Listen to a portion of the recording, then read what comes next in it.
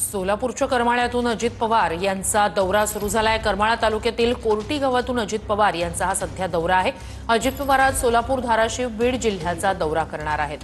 अधिक जाणून घेऊया आपले प्रतिनिधी योगेश बोरसे यांच्याकडून। योगेश, दृश्य आपण पाहतोय, सध्या अजित पवार कोणत्या गावात आहेत?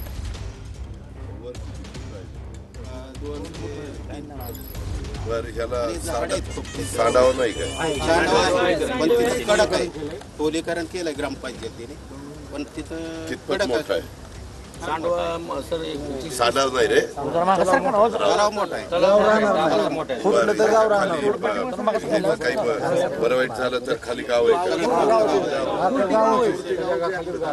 सगळ्यात जास्त पाऊस याच गावात 83 मिलीमीटर मागच्या आठवड्यात झाला आणि कालच्या सोमवारी 70 मिलीमीटर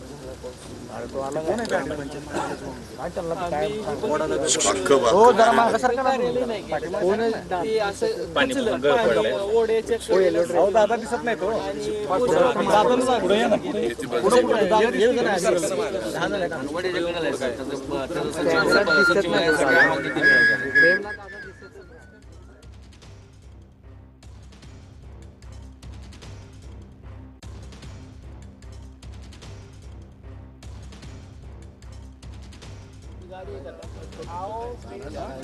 फॉरेस्ट पूर्वी अधिकारी आहेत, त्यांना नाही आपल्याला त्यांना विचारावं लागेल ना, त्यांनी तरी बघितलंय का?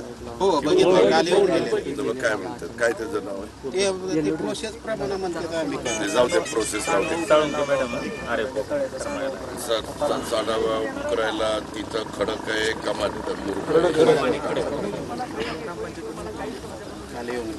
त्याचं नाव काय आहे? त्याला फोन लाव मॅडम असेल तर नंबर लाव मॅडम आले जरा मागं सारखा बाकी मॅडमला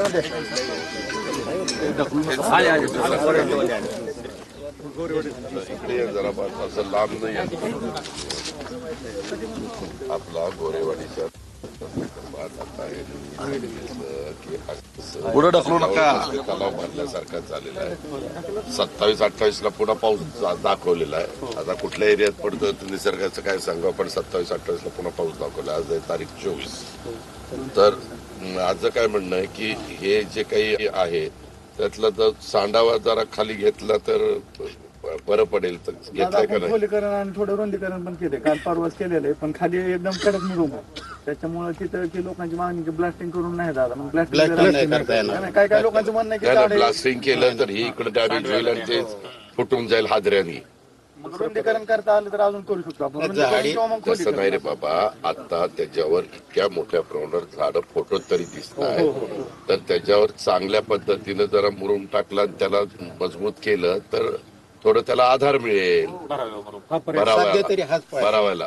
बरोबर, पण दादा सध्या झाडांची एवढी तीव्रता जास्त आहे ना की मुरुम टाकता येणार नाही ना तिथं। अरे झाडं म्हणजे बारकी झाडं दिसत आहेत, तिथं अशी मोठी खोडाची झाडं नाहीयेत। आपण साधं कुऱ्हाडीनं तोडू ठेवतो किंवा चांगला कोयता असेल तर चांगल्या कोयत्याने पण तोडता येईल। मग ती तेवढा झुडपं जर काढली, झुडपाच्या मुळे पण डॅमेज करतात ना तिथं, त्याच्यातनं एखादा जर सांद मिळाली पाण्याला की तसंच गळ पडेल। जेवढं शक्य आहे ना तेवढं काढण्यासारखं काय ते आम्ही बरोबर जाऊन काढून घेतो। आज उघडीत दिसतीये। आपण चांगले कोयते जर घेतले आणि ते तळातनं, ऊस कसा तोडतो तसा तळातनं तोडायचं आणि ते तळातनं तोडून ते तेवढा जो भराव आहे त्या भरावावरच माल टाकायचा। जास्त माल टाकला की त्याला माल टाकताना पण माणसं जाऊन येऊन ते जरा दबून बसेल। बारका जर रोलर असेल तर आणखीन चांगलं होईल। आजच्या आजच केलं पाहिजे।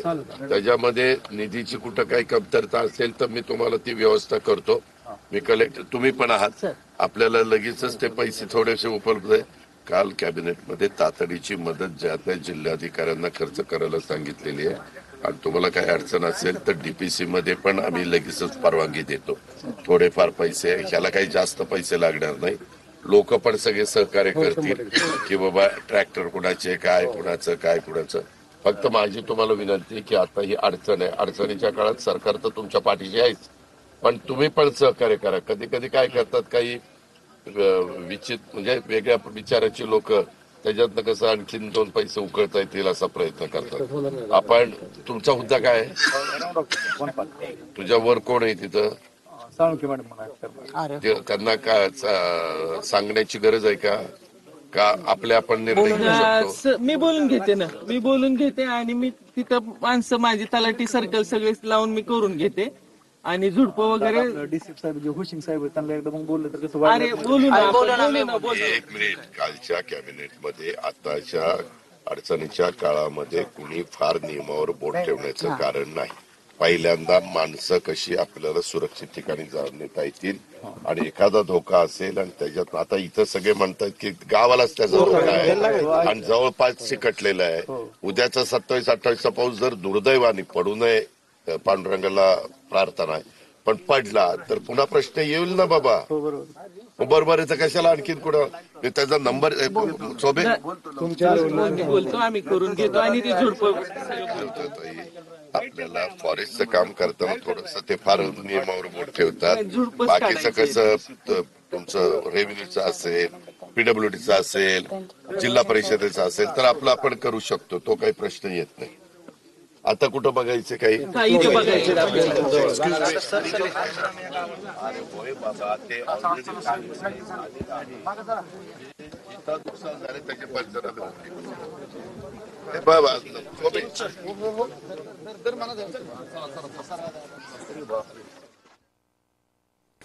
तर निधीची चिंता करू नका असं आश्वासन अजित पवार यांनी दिलेल्या अडचणीच्या या काळात सरकार तुमच्या पाठीशी आहे. तसंच नियमांवर सुद्धा फार बोट ठेवू नका अशा सूचना सुद्धा अजित पवारांनी संबंधित प्रशासनाला केलेल्या आहेत. आता सध्या सोलापुरात करमाळ्यातल्या कोर्टी गावात अजित पवारांचा दौरा आहे. धाराशिव आणि बीड जिल्ह्यांचा सुद्धा दौरा अजित पवार आज करणार आहेत. या जिल्ह्यांमध्ये झालेल्या नुकसानाचा आढावा अर्थमंत्री अजित पवार घेणार आहेत.